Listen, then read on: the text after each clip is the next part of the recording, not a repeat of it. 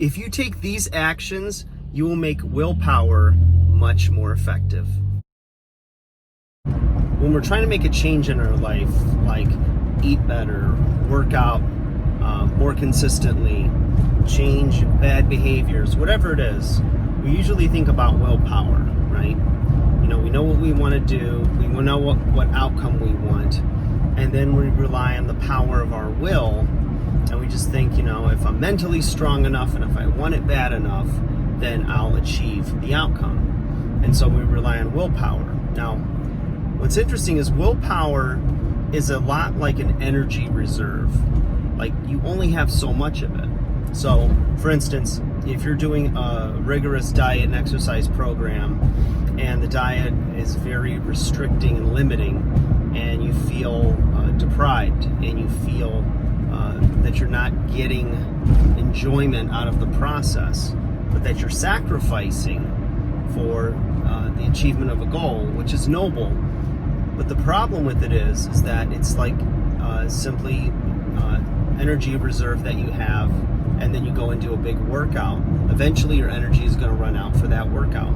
And the same is true, again, with willpower and making a decision day to day, meal to meal, to follow a plan that is sacrificial in nature.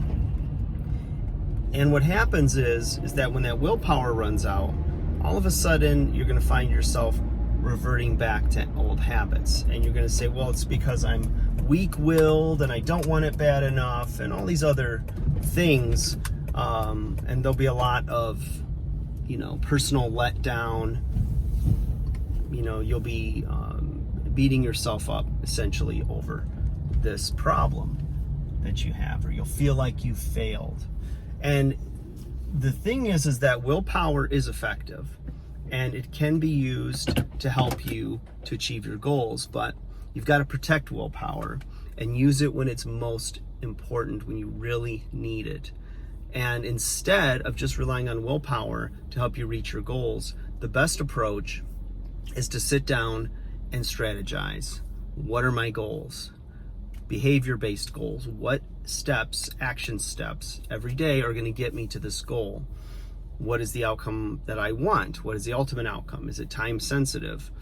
And then from there, saying, okay, in my behavior-based goals that get me to my outcome, it requires me to go to the gym 4 days a week. Okay, that's great. Now, what happens when you have a meeting that runs late, you have a family emergency, or maybe you're sick? All of a sudden, you're not going to reach that goal. So what you can do, so that you don't have to rely on willpower to try to power through and do it anyways, is think of strategies that you can use when and if those things pop up. As soon as you have a good plan, life happens, and all of a sudden your plan gets derailed. But it doesn't have to get derailed. If you've sat down and you've thought about, okay, if I'm not able to get to the gym this day, what is an alternative measure of course correction that I can take? If I was meal prepping and the food was spoiled, or I forgot my lunch and I went to work, okay, so how will I combat that? Do I have protein shakes? Do I have healthy snacks that I can keep in my desk that I can grab?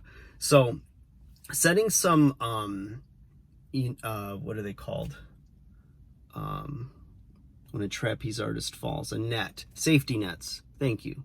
When you set some safety nets out, it'll help you to save on willpower, because you won't exhaust all this extra energy trying to figure out what to do, or giving up and just going for the path of least resistance, which is getting fast food in a drive-through, skipping the workout and just watching TV, whatever it is. If you say instead, I missed the workout because I had to go home for this, or that, or work was running late. Okay, what is the workout I can do at home instead of getting to the gym that's still going to count as a workout and keep me on track for my goals? So instead of trying to use willpower and all this energy and all this emotional energy trying to figure out what to do, or beating yourself up, self-hatred, oh, you're a failure, you're this, that. Instead, you have a plan that still works in with your goals and keeps you on track, so that you can guard that willpower for when you really need it. So you don't have to exhaust it. You just need to have a plan and have the little safety net and some different course correction actions that'll keep you going strong. And that's how you get it done. Like, share, subscribe. Talk to you soon.